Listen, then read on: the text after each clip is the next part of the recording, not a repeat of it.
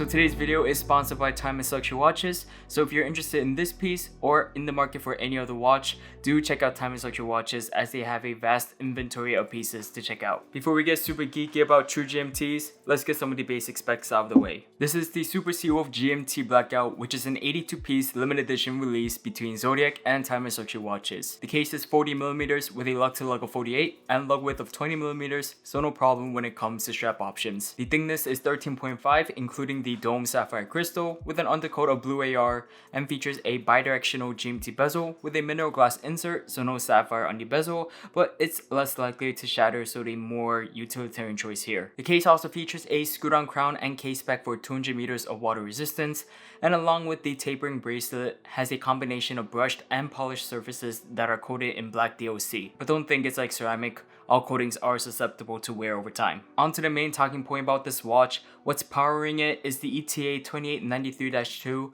which is a GMT version of the ETA 2892. It's a Swiss-made bidirectional winding automatic caliber with a 38-hour power reserve, 28,800 VPH, and hacking seconds. I'm happy to see an ETA movement here, knowing Swatch Group's reluctance to provide movements, but in the end, it's just an edit with the GMT and date complication, though not a true GMT. What the hell does that even mean? Well, you're most likely familiar with GMTs from a certain brand who utilize a jumping local hour hand, which is coined as the true GMT because it's much more practical. As per description, the hour hand can quickly be adjusted independently from all the other hands. So let's say you're going from New York to LA, just jump set that hour hand back 3 hours and you're pretty much done. Local time on the main dial and New York time on the GMT hand. But we don't have the ability here since you set the GMT hand independently, which is kind of annoying because you either have to read the local time from a 24-hour scale or readjust 2 time zones to have local time on the main dial. Does it really matter that much though? How important is that convenience factor to you? Because for me,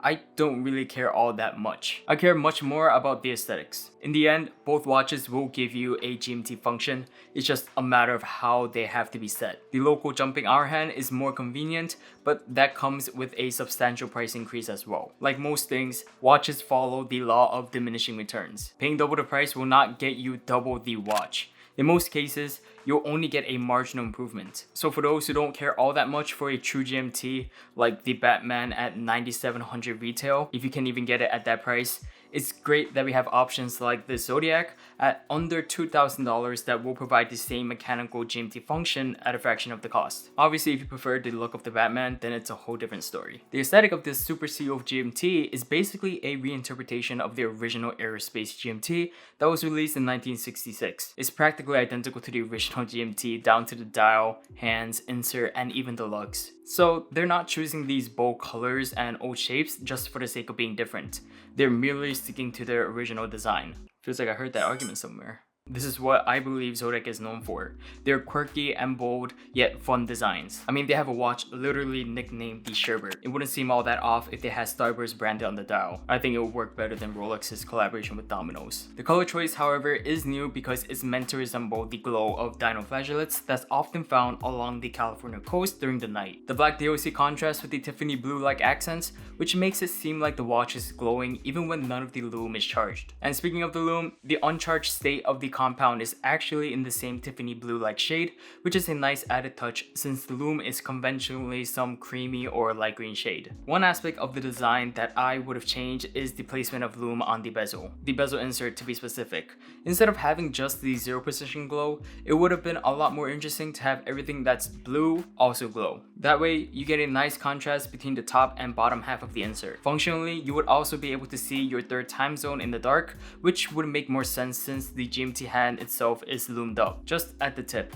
And this actually caught me by surprise because I assumed that the whole hand would just glow, but the lume is actually hidden at the very end. While we're at it, another aspect that I would have changed is the minute hand to be slightly longer. It would have been nice if it touched that outer minute track as to further distinguish itself from the hour hand, but it's not that hard to read from the beginning, so it's not that big of a deal, just saying. The final point pertains to the bracelet because the links are held in together by pins opposed to screws. The strap is comfortably tapered and beveled so it won't catch on hair, but I don't like push pins because it's just a hassle to adjust. You only get screws for the links that attach onto the clasp, which I don't get why they didn't just put screws on all of the links at that point. But aside from that, this is a comfortable watch at a moderate 40mm that doesn't feel too overpowering on the bracelet, and even more so on the supplied rubber strap, which isn't the cheap hard kind. It's actually the good supple type, which has the consistency like licorice.